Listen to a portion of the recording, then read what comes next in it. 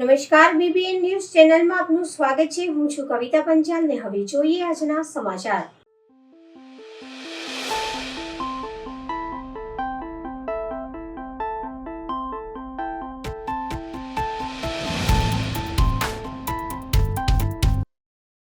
પાલિકામાં પદાધિકારીઓની સંકલન બેઠક મળી. દર બુધવારે પાલિકામાં પદાધિકારીઓની સંકલન બેઠક મળતી હોય છે, જેમાં વડોદરા શહેરના વિવિધ પ્રશ્નોના મુદ્દે ચર્ચા વિચારણા અને સૂચનો કરવામાં આવતા હોય છે. આજની આ બેઠક પાલિકા ખાતે મળી હતી, જેમાં પ્રથમ નાગરિક પિંકીબેન સોની, ડેપ્યુટી મેયર ચિરાગ બારોટ, સ્થાયી સમિતિના અધ્યક્ષ ડોક્ટર શીતલ મિસ્ત્રી, દંડક શૈલેષ પાટીલ ઉપસ્થિત રહ્યા હતા. આજની આ બેઠકમાં ખાસ કરીને આગામી સમયમાં તહેવારો આવી રહ્યા છે, ત્યારે દશામાના તહેવારને લઈને કૃત્રિમ તળાવ મુદ્દે ચર્ચા કરવામાં આવી અને ગણપતિના તહેવારને લઈને પણ વિસર્જન મુદ્દે ચર્ચા વિચારણા કરવામાં આવી હતી. આ સાથે તાજેતરમાં ખાબકેલા વરસાદમાં રોડ, રસ્તા અને ડ્રેનેજની સમસ્યા હોય, અત્યારે જે કામગીરી પાલિકા તરફથી કરવામાં આવી રહી છે તે વધુ ઝડપ સાથે કરવામાં આવે તે મુદ્દે પણ ચર્ચા કરી લોકોને રાહત પડે તે દિશામાં કઈ રીતે કામ કરી શકાય તે મુદ્દે ચર્ચા વિચારણા સૂચનો કરવામાં આવ્યા છે. દર બુધવારે વડોદરા મહાનગરપાલિકામાં 5 પદાધિકારીઓની એક સાથે બેઠક એટલે કે સંકલન કરવામાં આવે છે, જેથી કરીને અલગ અલગ વિસ્તારના જે પણ વિષય હોય એમાં ડિટેલમાં એકબીજાની સાથે ચર્ચા થાય. ઘણા બધા વિષયો એવા હોય કે જેમાં બધા 5 લોકો પોતપોતાના વિચાર રજૂ કરે અને એમાંથી બેસ્ટ આપણે કોઈક જે પણ નિર્ણય લેવો હોય એ દિશામાં પણ કામગીરી થાય. તાજેતરમાં આગામી સમયમાં જ્યારે આપણી કલા અને સંસ્કૃતિની નગરી છે અને ભારતીય પરંપરા મુજબ ધાર્મિક તહેવારોનું પણ આગમન થઈ રહ્યું છે, ત્યારે આવનારા દશામાના તહેવારમાં દર વર્ષે દશામાના મૂર્તિના વિસર્જન માટે થોડા પ્રશ્નો ઊભા થતા હોય છે. તો એના માટે આપણે એ દશામાના મૂર્તિના વિસર્જન માટે આ વ્રત પૂરું થાય પછી 10મા દિવસે માતાજીના મૂર્તિનું વિસર્જન કોઈક જગ્યાએ જવારા કરતા હોય છે, તો આ જવારાનું વિસર્જન કરવાનું થતું હોય છે. તો ત્યારે જેવી રીતે ગણેશ વિસર્જનમાં આપણે કૃત્રિમ તળાવો દ્વારા જે કુદરતી તળાવો છે અને કુદરતી તળાવોમાં વસતી જળચર પ્રાણીઓ છે તેમને આ કૃત્રિમ રંગો અથવા કોઈપણ વસ્તુના કારણે નુકસાન ન થાય, એટલે કે એક પર્યાવરણલક્ષી અભિગમ અપનાવવાની સાથે સાથે આપણે આવું કંઈક આયોજન કરી શકીએ કે કેમ એ માટે બેઠક કરી અને બની શકે તો આપણે આ કરવું જ છે એ દિશામાં અમે બધાએ મળી અને પોતાના વિચારો રજૂ કર્યા છે અને એ દિશામાં કામગીરી કરવાની અમે લોકોએ મન બનાવ્યું છે. એટલે હવે આ કારણ કે જ્યારે ગણેશ વિસર્જન હોય તો એ સેમ તળાવમાં, એ કૃત્રિમ તળાવમાં આપણે માતા દશામાની મૂર્તિનું વિસર્જન જો કરીએ છીએ તો આ વસ્તુમાં બંને વસ્તુ જો એક જગ્યાએ કરીએ તો બહુ ટૂંકા ગાળામાં પાછળ ગણેશોત્સવ આવતો હોય છે, એટલે એના માટે કંઈક નવું આયોજન કરવું પડે તેમ છે. એટલે આ વિષયની અમે હજી ચર્ચા કરી છે. હવે એ દિશામાં જોઈએ છે કે પોસિબિલિટીઝ કેટલી છે અને આપણે શહેરીજનોને દૂર સુધી આ વિસર્જનમાં દશામાના મૂર્તિના વિસર્જન માટે ન જવું પડે એવી મારી પણ ખૂબ લાગણી હતી. એટલે મેં મારા પદાધિકારીઓ સમક્ષ આ લાગણી રજૂ કરી કે આપણે આ દિશામાં કંઈક કરીએ સૌ ભેગા થઈને.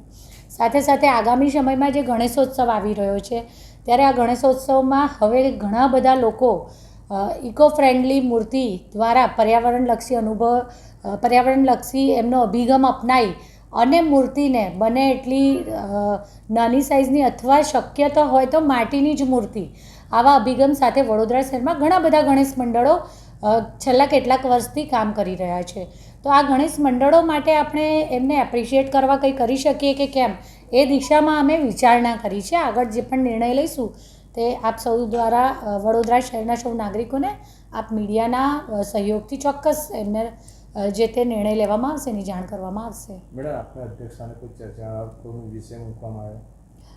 એકચ્યુઅલી અમે લોકોએ સૌએ સાથે મળીને, કારણ કે હમણાં જ આપણે 1 અઠવાડિયું થયું, ગયા બુધવારે જે વરસાદ પડ્યો લગભગ 7 થી 8 કલાકના ગાળામાં 13 ઇંચ વરસાદ અને જે બધી તકલીફોનો સામનો કર્યો છે આપણે, ત્યારે પૂર બાદ આ સફાઈ હોય કે પછી કોઈ જગ્યાએ હજુ પણ ડ્રેનેજના પાણીમાં કોઈક તકલીફ છે કે પાણી જઈ નથી રહ્યું, કોઈ જગ્યાએ બ્લોકેજ છે પાણીના, આ દિશામાં જે કામગીરી થઈ રહી છે એ કામગીરીને વધારે પૂર ઝડપથી કરી અને બની શકે તેટલું ત્વરિત કામ થાય અને લોકોને કોઈ પ્રશ્નો, કારણ કે હવે જ્યારે અઠવાડિયું, આજે બુધવાર થયો છે, એક વીક પૂરું થઈ ગયું છે, મોટાભાગના વિસ્તારોમાં કામગીરી પૂર્ણ જ થઈ ગઈ છે, પણ છતાંય હજુ ક્યાંક જાણબાર ના રહી જાય માટે કાઉન્સિલરશ્રીઓને પણ પોતાના વિસ્તારમાં જો કોઈ જગ્યાએ પાણી ભરાયેલું દેખાય છે કે કોઈ જગ્યાએથી ડ્રેનેજ વેક્યુમનો પ્રોબ્લેમનું જાણકારી મળે છે તો તાત્કાલિક એક આખું ગ્રુપ બનાવ્યું છે કે જેમાં માહિતી મૂકવામાં આવે અને ફટાફટ એ દિશામાં કામગીરી કરી લેવામાં આવે. સાથે સાથે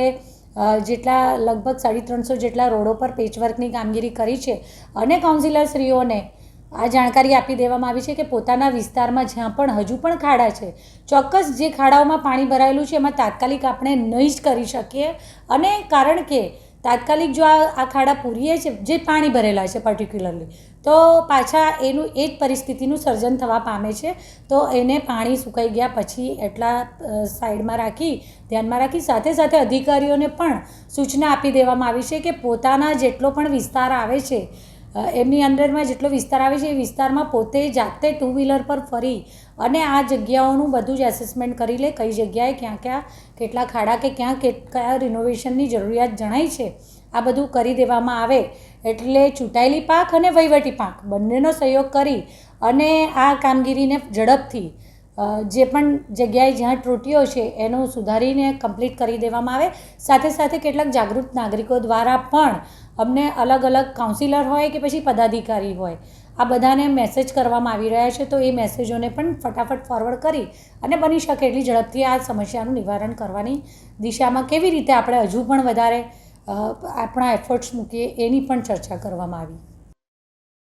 આજરોજ પોલીસ સલાહકાર કમિટીની બેઠક યોજાઈ હતી. આ બેઠક માંજલપુર વિધાનસભાના ધારાસભ્ય યોગેશ પટેલ અને સ્થાયી સમિતિના ચેરમેન ડૉક્ટર શીતલ મિસ્ત્રી અને વડોદરા શહેર પોલીસ કમિશનર નરસિંહા કુંવર સાથે બેઠક યોજવામાં આવી હતી. આ બેઠકમાં ધારાસભ્ય યોગેશભાઈ પટેલના પ્રશ્નો ઊભા કર્યા હતા કે ખાસ કરીને સરદાર ભુવન તરફ જતા વન વે બનાવવામાં આવ્યો છે તે ખોટી તરફનું બનાવવામાં આવ્યું છે, જે વન વે પલટાવવામાં આવે જેને લઈને સુવિધા પણ મળશે. ખાસ કરીને વડોદરા શહેરમાં વિવિધ જગ્યાઓ પર જૂની લારીઓ તથા જૂની મોટર કાર વગેરે જૂની ભંગાર હાલતમાં પડી રહી છે, તે જગ્યાઓ રોકી રાખવામાં આવેલ છે, તેવી જગ્યાઓ પરથી ઉઠાવવામાં આવે તેવી રજૂઆત કરવામાં આવી અને વડોદરા શહેરમાં જેટલી જગ્યા ઉપર વન વે બનાવવામાં આવ્યા છે તે જગ્યા ઉપર પોલીસ બંદોબસ્ત મૂકવામાં આવે જેથી લઈને કોઈ અકસ્માત ન સર્જાય. બીજી એક રજૂઆત કરવામાં આવી હતી કે જે 37% પોલીસની ઘટ છે તે સરકારમાં રજૂઆત કરી ઘટ પૂરી કરવામાં આવે તેવી પણ રજૂઆત કરી હતી. અને રાજકોટમાં જે દુર્ઘટના થઈ જેને લઈને સમગ્ર ગુજરાતમાં ફાયર સેફ્ટીને લઈને સરકારે જે પગલાં લીધા છે તેને લઈને વડોદરા મહાનગર અને પોલીસ તમામ દુકાનોમાં નોટિસ બજાવવામાં આવી અને કહેવામાં આવે છે કે અહીંયા આ સેફ્ટી લગાવવામાં આવે અને ફાસ્ટ શિફ્ટના સાધનો લગાવવા પડશે. જ્યારે નોટિસ બાદ 3-4 એજન્સી એવી છે કે વેપારીઓ અને દુકાનદારોને ભયભીત કરીને કહેવામાં આવે છે કે અમે આ તમામ ફાયર સેફ્ટીની કામગીરી કરી આપીશું અને પ્રમાણપત્ર પણ અપાવીશું તેવી માંગણી કરે છે. વેપારીઓ પાસે 3 થી 4 લાખ રૂપિયા માંગવામાં આવે છે, પરંતુ જે દુકાનોમાં શક્ય જ નથી, કારણ કે ઘણી બધી દુકાનોમાં પાણીની ટાંકી મૂકવા માટે પણ વ્યવસ્થા હોતી નથી, જેને લઈને નાની દુકાનોમાં પણ ચિઠ્ઠીના 3-4 બોટલો મૂકીને મંજૂરી આપવામાં આવે તેવી રજૂઆત કરવામાં આવી હતી. પોલીસ સલાહકાર સમિતિની બેઠક આજે બપોરે 12 વાગે પોલીસ ભવન ખાતે કમિશનર શ્રીની અધ્યક્ષતામાં રાખવામાં આવી હતી. એમાં બધા એસીપી, ખાસ કરીને અમારા સિનિયર ધારાસભ્ય શ્રી યોગેશભાઈ પટેલ અને પોલીસ સલાહકાર સમિતિના સભ્યશ્રીઓની હાજરીમાં મિટિંગ રાખવામાં આવી હતી. ખાસ કરીને પોલીસ સલાહકાર સમિતિનું કામ પોલીસને મદદ કરવાનું હોય અને જે સમાજમાંથી પ્રશ્નો આવતા હોય એ પોલીસ કમિશનરને રજૂઆત કરતા હોય છે. વડોદરા શહેરના પ્રશ્નો બાબતમાં ધારાસભ્ય શ્રી યોગેશ પટેલે રજૂઆત કરી, ત્યારબાદ મેં પણ રજૂઆત કરી. મુખ્ય રજૂઆતમાં ખાસ કરીને સાયબર ક્રાઇમના જે કેસો વધી રહ્યા છે એ બાબતમાં સિસ્ટમ વધુ સક્રિય બને અને ડ્રગનો જે કારોબાર વડોદરામાં ચાલી રહ્યો છે એ બાબતમાં પણ રાજ્ય સરકાર અને ગૃહ મંત્રાલય ચિંતિત હોય ત્યારે પોલીસ કમિશનર અને એમની ટીમ આ બાબતમાં વધુ સતર્ક રહે, જેથી કરીને જે આપણી યુવા પેઢી છે એને આ ડ્રગ એડિક્શનના જે દૂષણ છે એનાથી મુક્ત કરી શકાય. ખાસ કરીને વડોદરા શહેરમાં જે સીસીટીવી કેમેરાનું નેટવર્ક છે એના આધારે ક્રાઇમ ડિટેક્શન કરી શકાય. વહેલી સવારમાં જે ચોરીના બનાવો બની રહ્યા છે એ બાબતમાં જે સિટીઝન સેફ્ટી એક્ટ છે એના અંતર્ગત તમામ જગ્યાએ તમામ બિઝનેસ સ્થળોએ સીસીટીવી કેમેરા, તમામ ફાર્મ હાઉસો પર, તમામ હોસ્પિટલમાં કેમેરા લગાડવાનું જે આયોજન હતું એ ક્યાંક ઢીલું પડ્યું હોય તો એને પણ વધુ સક્રિય કરી અને તમામ જગ્યા કે જે ક્રાઉડેડ પ્લેસીસ છે, જે બિઝનેસ પ્રેમિસીસ છે, બધામાં સીસીટીવી કેમેરા લાગે તો આખું શહેર સીસીટીવી સર્વેલન્સમાં આવે, જેનાથી ક્રાઇમ ડિટેક્શન અને ક્રાઇમ સર્વેલન્સમાં આપણને ફાયદો મળે. જે રીતે ટ્રાફિકની સમસ્યાઓ સર્જાઈ રહી છે એ બાબતમાં વધુ ટ્રાફિકનું સુચારું સંચાલન થાય એ બાબતમાં સૂચનો કર્યા છે. વડોદરા શહેરમાં જે નાની નાની પોળો છે, ખાસ કરીને 4 દરવાજા રાવપુરા વિસ્તારમાં, એમાં ઇલીગલ પાર્કિંગ સ્પોટો બની ગયા છે. તો એમાં વારાફરતી એક સ્ટ્રીટ લઈ અને ટ્રાફિક પાર્કિંગ નું જે દૂષણ છે કે જેમાં ઘણી વખત ઇમરજન્સીમાં એમ્બ્યુલન્સ કે ફાયર એન્જિન પણ ન જઈ શકે એવી પોળોને ધીરે ધીરે ડીકન્જેશન કરવાનું સૂચન કર્યું છે. જે મોટા મોટા વ્હીકલો છે, ખાસ કરીને બસો અને ટ્રકો, આ જે રોડ પર પાર્કિંગ થતા હોય છે એ બાબતમાં પણ કોર્પોરેશન અને પોલીસ ડિપાર્ટમેન્ટ ભેગા થઈને કાર્યવાહી કરે. કોર્પોરેશન અને પોલીસ ડિપાર્ટમેન્ટ વચ્ચે સારું સંકલન થાય તો જે દબાણો દૂર કરવામાં આવે છે ત્યાર પછી લોકો પાછા ફરી દબાણ ન કરે. અને 4 રસ્તાની 30-30 મીટર ચારે બાજુ લારી ગલ્લા ના ઉભા રહે, સ્કૂલની આજુબાજુ પાનના ગલ્લા આ વગેરે ના થાય, જેથી કરીને બાળકોમાં દૂષણ ન થાય એ પ્રકારના સૂચનો કર્યા છે. પોલીસ ડિપાર્ટમેન્ટ જે અલગ અલગ ક્રાઇસિસમાં જે રીતે કોર્પોરેશન તંત્રને અને નાગરિકોને મદદ કરી છે એ બદલ એમની સરાહના પણ મેં કરી છે. કે ખાસ કરીને હમણાં પૂરની પરિસ્થિતિ હતી એ વખતે ગોરવા દશામાનું તળાવ જ્યારે ઓવરફ્લો થયું તે વખતે પોલીસે પણ પોતાના કમાન્ડ કંટ્રોલ સેન્ટરથી માહિતી મેળવી અને લોકોને રેસ્ક્યુમાં મદદરૂપ થયા હતા. એ ખરેખર સરાહનીય બાબત છે.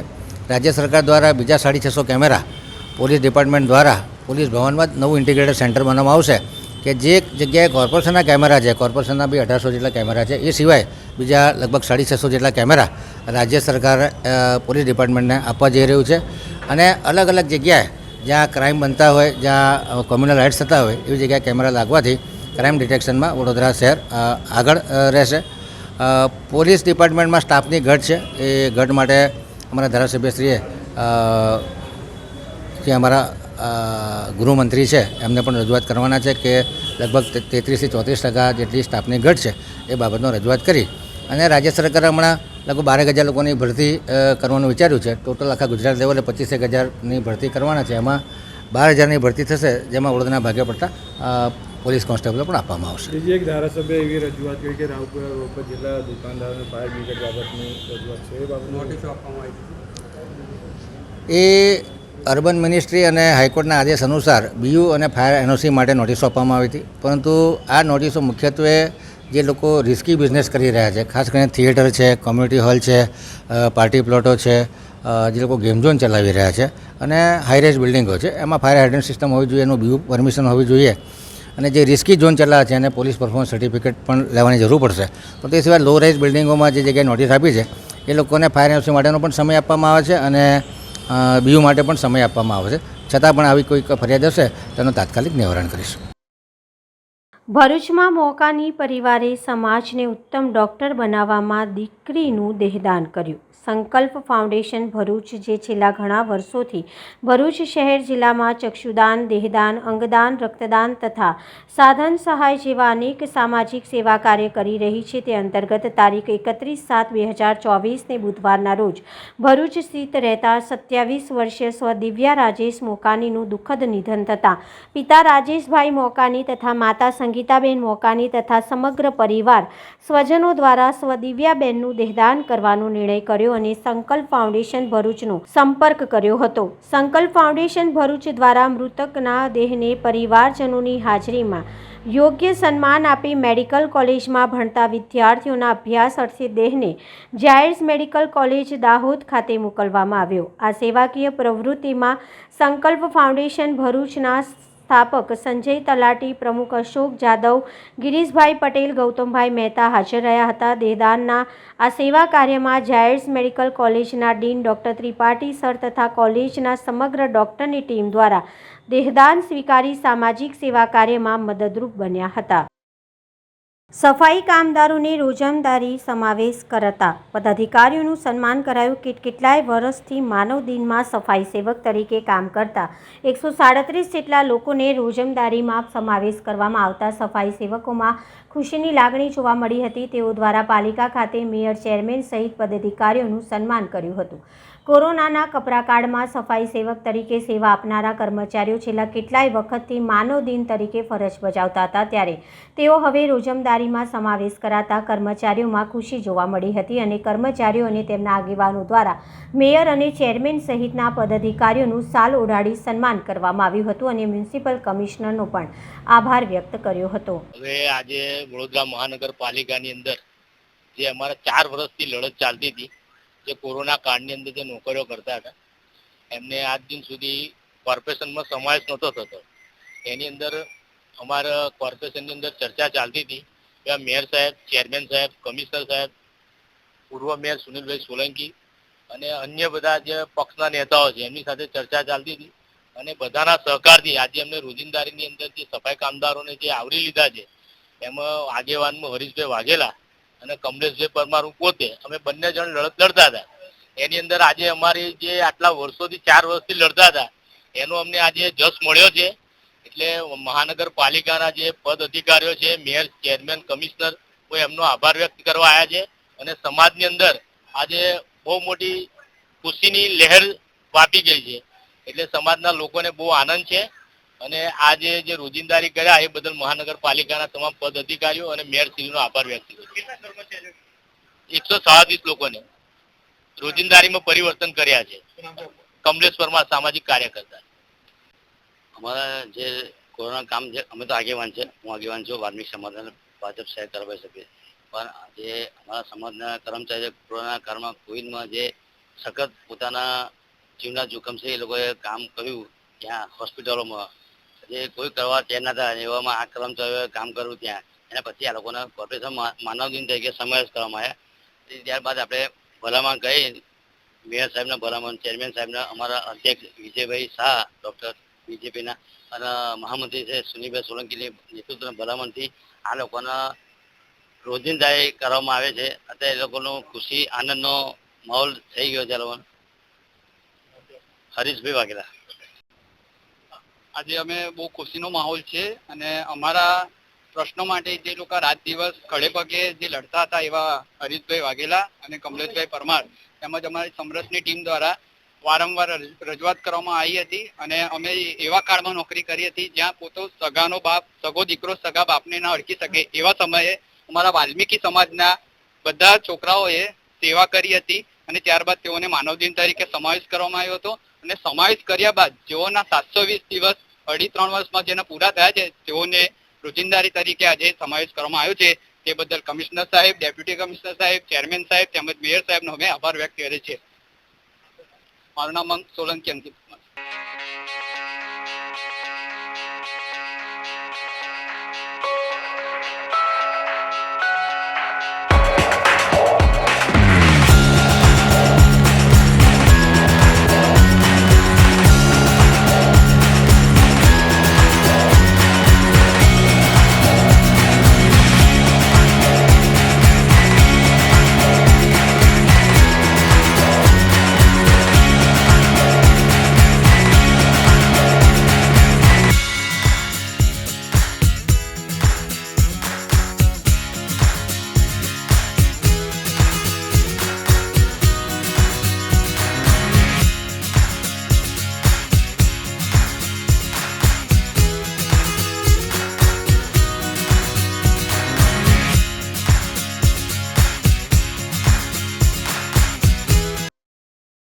પાલિકાની સામાન્ય સભા પ્રારંભ પૂર્વ સભાખંડમાં હોબાળો.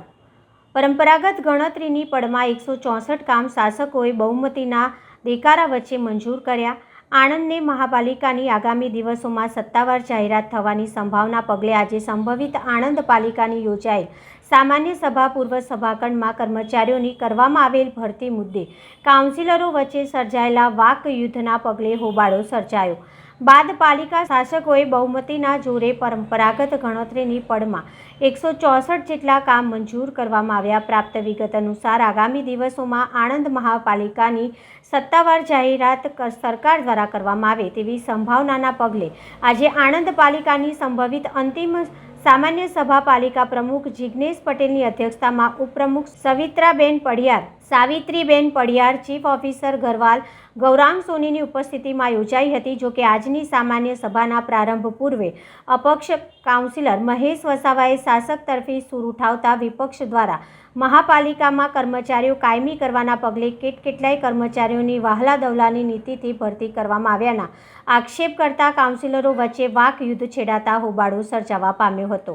તેમ છતાં પાલિકા દ્વારા એજન્ડામાં સમાવિષ્ટ એપ્રિલથી જૂનના ત્રિમાસિક હિસાબમાં 7 કરોડના ખર્ચે ઉપરાંત કેટલાક કામ માત્ર કાગળ ઉપર હોવાની તથા પૂર્વ વિસ્તારની ઉપેક્ષા કરવામાં આવી હોવાની આશંકા સાથે વિપક્ષ કાઉન્સિલરોએ એજન્ડાને સભાગૃહમાં ફાડી વિરોધ પ્રદર્શન કરી આણંદ પાલિકા ચોર છે, પાલિકા પ્રમુખ હાયના નારા વચ્ચે પાલિકા શાસકોએ પરંપરાગત બહુમતીના જોરે તમામ એજન્ડામાં સમાવિષ્ટ 164 કામની મંજૂરી મહોર મારવામાં આવી હોવાનું જાણવા મળેલ છે. આજ રોજ આણંદ નગરપાલિકાની સામાન્ય સભામાં વધારાના 3 કામ તથા એજન્ડાના 1 થી 164 કામ જેટલા કામ હાથ ધરવામાં આવ્યા. ગુજરાત સરકાર શ્રી દ્વારા 15મી ગુજરાત વિધાનસભા બજેટ સત્રમાં 2024ના રોજ માનનીય નાણામંત્રી શ્રી દ્વારા સુનિયોજિત શહેરી વ્યવસ્થાપન માટે આણંદ નગરપાલિકાને રૂપાંતર કરી મહાનગરપાલિકાનો દરજ્જો આપવાના કામને મંજૂરી આપવામાં આવી. તેમજ જુદા જુદા વિભાગના રોજમદાર અને આઉટસોર્સિંગ કર્મચારીઓ જેવા કે કોમ્પ્યુટર ઓપરેટર કમ ક્લાર્ક, એન્જિનિયર, સફાઈ કામદાર વગેરેને મહાનગરપાલિકામાં મહેકમ માળખામાં અનુભવ તેમજ લાયકાત જોઈ નિમણૂક કરી સમાવેશ કરવાના ઠરાવને મંજૂરી આપવામાં આવી છે. તેમજ આણંદ નગરપાલિકા વિસ્તારમાં વિકાસના કામોને પણ મંજૂરી આપવામાં આવી.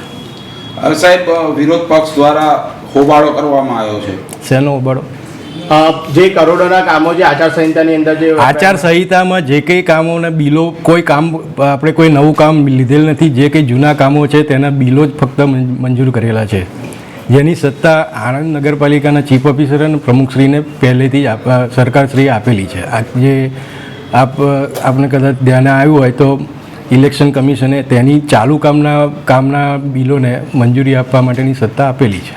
નવા કોઈ કામ ના લઈ શકીએ કે નવું કોઈ કામ કરાવી ન શકીએ. વધુમાં જે ભરતી જે કરવાના છો તેની અંદર પણ લાગતા વળગતાને ભરતી તેની કરવાની કોઈ એવી છે ને તેને અમે જે એજન્ડા પર લીધું છે તેના ઠરાવમાં અમે ચોખ્ખું જ લખવાના છે. તેનો અનુભવ અને લાયકાત બંનેને જોઈને જ તેનો સમાવેશ કરવામાં આવશે. આજે પહેલા પ્રશ્ન બોર્ડ ચાલતા પહેલા એક પ્રશ્ન ઉઠ્યો કે કર્મચારીનો ખરેખર કર્મચારીની એમની લાગણી હોય નગર સરકારને, રાજ્ય સરકારમાં બી 35 વર્ષથી એમની સરકાર છે, નગરપાલિકા 25 વર્ષની સરકાર છે. 95ની ભરતી થયેલી તે બી આજ દિન સુધી ભરતી થઈ નથી. એટલે અત્યારે ખાલી દેખાવો પૂરતા એ બોર્ડમાં લાયા છે ભરતી માટે. ખરેખર આણંદની જનતા ઘણી હેરાન છે એના પ્રાથમિક સુવિધા માટે. અહીંયા સ્ટાફની બહુ અછત છે, બધા જાણે છે. જે ભરતીની વાત કરે છે તો એમના રીતે માણસો અહીંયા મેલેલા છે મસ્ટર ઉપર, એમના મરતિયાના માણસ ખાલી પટ્ટાવાળામાં વધારે ને અહીંયા ફરતા માણસો વધારે છે. કામદાર જે માણસ ખરેખર જે મેળવાના એ અત્યારે મેળ્યા નથી. ને અત્યારે ભરતીની વાત છે, એમને અત્યારે એવું જ બતાવવું છે કે ભરતી કરવાના છે. ખરેખર કોઈ ભરતી થવાની નથી. જે જૂના છે વર્ષોથી જે મહેનત કરી રહ્યા છે, અહીંયા સેવા આપી રહ્યા છે, એમને કાયમી કરતા નથી. બીજી વસ્તુ આણંદના જે પ્રશ્નો જે 7 કરોડની વાત કરી એમણે, જે અંદર ઇલેક્શન હતું, માર્ચ મહિનો બજેટ બહાર પડ્યું માર્ચની અંદર, તે પછી ખર્ચા 17 કરોડ રૂપિયા બતાવે. તો આચારસંહિતાની અંદર અલગ અલગ કઈ રીતે ખર્ચા કરી શક્યા? અને આણંદની જનતા તો રસ છે, તમે જાણો છો. હું તો આણંદની જનતાને કહું છું કે હવે આણંદની જગ્યાએ અમે વિપક્ષ તરીકે લડત આપીએ છીએ, તો આણંદની જનતાએ લડત બહાર આવીને લડત આપવી પડશે. કોરોના ટેક્સના રૂપિયા છે, જનતાને અવાજ ઉઠાવવો પડશે. અમે તો ઉઠાવીએ છીએ ને એ જનતા જ લાવે છે ભાજપ સરકારને. હવે જનતાએ બહાર નીકળવું પડશે. અમે તો લડીએ જ છે વિપક્ષ તરીકે આની જનતાએ જાગૃત થવું પડે નાગરિકોએ કે આજે ગટરના પ્રશ્નો છે, વરસાદી પાણીના નિકાલ છે, ડીપીનો પ્લાનિંગનો છેલ્લા 25 વર્ષથી એ લડાઈ કરું 10 વર્ષથી કે 25 વર્ષથી આનાનું ડેવલપમેન્ટ પ્લાનિંગ થવું જોઈએ. અત્યારે ટ્રાફિકની સમસ્યા એટલે છે કે ડીપીના રસ્તા નહીં ખોલ્યા એટલે રોજગારી માટે સ્ટેશન એરિયામાં લોકો આવે છે. ખરેખર તો રોજગારી એમને જુએ એટલે અહીં ધંધો કરવા આવે છે. ડીપીનો પ્લાનિંગ થાય એના લીધે માર્કેટની સુવિધા મળશે, બધું મળશે. અત્યારે મહાનગરપાલિકાની વાત કરે છે તો પહેલાં ડીપી પ્લાનિંગ કરવું પડશે આણંદનું.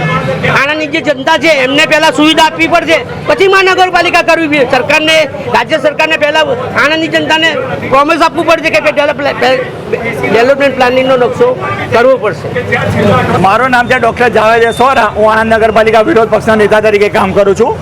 તારીખ 1/8/2024ના રોજ એવું લાગે છે કે સામાન્ય સભા નગરપાલિકાની છેલ્લી જ હોય એમ નગરપાલિકાના પ્રમુખ અને તથા ઉપપ્રમુખ અને ચીફ ઓફિસરે એવું વર્તન કર્યું છે અને 2 જ મિનિટમાં પૂરી સભા કરી દીધી છે, જેમાં 164 કામ એ લોકોએ લીધા છે. 164 કામમાં કામ નંબર 5, 6 અને 7 કે જેમાં આ લોકોએ આચારસંહિતા હોવા છતાં એપ્રિલ, મે, જૂન એની અંદર 7 કરોડથી વધારનો ઘપલો કરેલો એવું અમને લાગી રહ્યું છે. અમે એની તપાસ માંગી છે અને જો તપાસ નહીં થાય તો અમે એને આગળ બી એની જઈશું અને હાઈકોર્ટના બી દ્વાર ખખડાઈશું. બીજું કે ઘણા એવા મુદ્દાઓ છે જેમાં એ લોકો 100 ભંડોળે બધા ખર્ચા કરાવડાય છે. 100 ભંડોળ અત્યારે લોકો જોડે પગાર કરવાના પૈસા નથી તો 100 ભંડોળમાં 52 કાઉન્સિલરોને એ લોકોએ પૂછ્યા વગર જ 100 ભંડોળમાં બધા પૈસા વાપરવાનું નક્કી કરેલું છે. અને આમાં કેવું છે કે નગરપાલિકા જેમ ખાલી થઈ ગઈ હોય એમાં લોકોએ તળિયા ઝાટક કરી દીધું છે. આ લોકોને ઘણા એવા કામ છે જે અમે લોકોએ મુદ્દાસર મૂકેલા છે, જેમ કે ટૂંકી ગલીનું દબાણ. આ લોકોને આણંદનું દબાણ દેખાતું નથી, બસ ફક્ત જ્યારે બી જોવે ત્યારે સ્ટેશન રોડ, ટૂંકી ગલી, એ લોકોને એવું નથી દેખાતું કે ભાઈ શાસ્ત્રી બાગની સામે વર્ષોથી રસનો કોલો ઊભો છે. આમાં અમુક જગ્યાએ જે રસના કોલો એમણે પૈસા લઈને કામ કરેલું છે એ બધું એમને નથી દેખાતા. દબાણ પાવતીઓ લઈને એ લોકોએ લીધેલા છે એ લોકો નથી દેખાતા. વોર્ડ નંબર 6માં વર્ષોથી સ્લોટર હાઉસ ચાલુ નહીં થતું એ એમને નથી દેખાતું. એમને કોમ્યુનિટી હોલ ચાલુ થાય છે એ બી નથી દેખાતું. વોર્ડ નંબર 6માં રિવર્સ બોલ લગાવેલો છે નવો બધો નગર, ત્યાં પાણી ભરાઈને લોકોના ઘરોમાં પાણી જાય છે એ નથી દેખાતું. એમને ઘણી વસ્તુ જે વોર્ડ નંબર 4માં કે જે વોર્ડ નંબર 4માં એક સ્કૂલ છે, સ્કૂલનો રસ્તો વર્ષોથી કાઉન્સિલરે મૂક્યો છે છતાં બી રસ્તો નથી દેખાતો. કાંસની સફાઈ નથી દેખાતી. ઘણા એવા જે બેઝિક કામો છે એ નથી દેખાતા. એની જગ્યાએ એ લોકોને જે મોટા મોટા કામો કે જ્યાં એમને પૈસા મળી રહે છે એવા કામો કરે છે. અમારે તો એવું બી જાણવા મળ્યું છે કે એમના જ એક ચેરમેન કે જેઓ રાજીનામું મૂકીને આજે વિદેશ પ્રવાસ જતા રહ્યા છે એ પણ અમારા માહિતીમાં આવી છે. તો જો એમનો જ કાઉન્સિલર રાજી ના હોય એમનાથી તો અમારે તો શું નામ એ ફરી જણાવીશ કે જે એમનો જાવેદભાઈ તમે એવું કહ્યું કે એમને જે કામમાં પૈસા મળે એ કામ દેખાય છે, એવા કામ કયા? એવા કામોમાં તમે જુઓ કે એ લોકોએ સ્વિમિંગ પુલ રાખ્યું છે, સ્વિમિંગ પુલ કરાવ્યું છે. હવે સ્વિમિંગ પુલ એ લોકોને જરૂર નથી. રખડતા ઢોરો માટે તમે ખાલી જુઓ આજે વધારાના પૈસા પાસ કર્યા. વધારાના પૈસા પહેલાં એ લોકોએ કૂતરાના ખસીકરણ માટે ઘણા પૈસા પાસ કરેલા, રખડતા ઢોરો માટે પૈસા પાસ કરેલા. આ બધા પૈસા ક્યાં ગયા? મેલેરિયા વિભાગના 50 લાખ રૂપિયા પાસ થયેલા છે. તમે બતાડો કે ક્યારે બી એક ફોગ કોઈ બી એરિયામાં આવ્યું હોય એવું બતાડો તો અમને ખબર પડે કે ભાઈ ક્યાં ફોગ આવ્યો છે. 50 લાખ રૂપિયા ક્યાં ગયા એ જ કંઈ સમજમાં નથી આવતી. સેન્ટ્રલ જેલમાં કોબરા સાપ. સેન્ટ્રલ જેલમાં સાપ આવી જતાં વાઇલ્ડ લાઇફ રેસ્ક્યુ ટ્રસ્ટના અરવિંદ પવારે જેલ પહોંચી રેસ્ક્યુ કરતા પોલીસ જવાનો અને કેદીઓને રાહત અનુભવી. વરસાદી માહોલમાં સેન્ટ્રલ જેલમાં સાપ આવી જતાં વાઇલ્ડ લાઇફ રેસ્ક્યુ ટ્રસ્ટના અરવિંદ પવારને કોલ મળતા ટીમ સેન્ટ્રલ જેલ પહોંચી હતી. રાત્રિના 12:05ની આસપાસ ઝેરી કોબરા સાપનું સહી સલામત રેસ્ક્યુ કરવામાં આવ્યું હતું. દર્શક મિત્રો, હું વાઇલ્ડ લાઇફ રેસ્ક્યુ ટ્રસ્ટમાંથી અજ્જુ પઠાણ. આજરોજ અમારા હેલ્પલાઇન નંબર પર કોલ આવ્યો હતો અરવિંદભાઈ પવારની પર કે સેન્ટ્રલ જેલની અંદર એક સાપ નીકળ્યો છે. તે મેસેજ મળતાની સાથે મેં અહીંયા આવીને જોયું તો એક કોબરા સાપ હતો. એને સહી સલામત રીતે આપણે એને રેસ્ક્યુ કરી લીધું છે.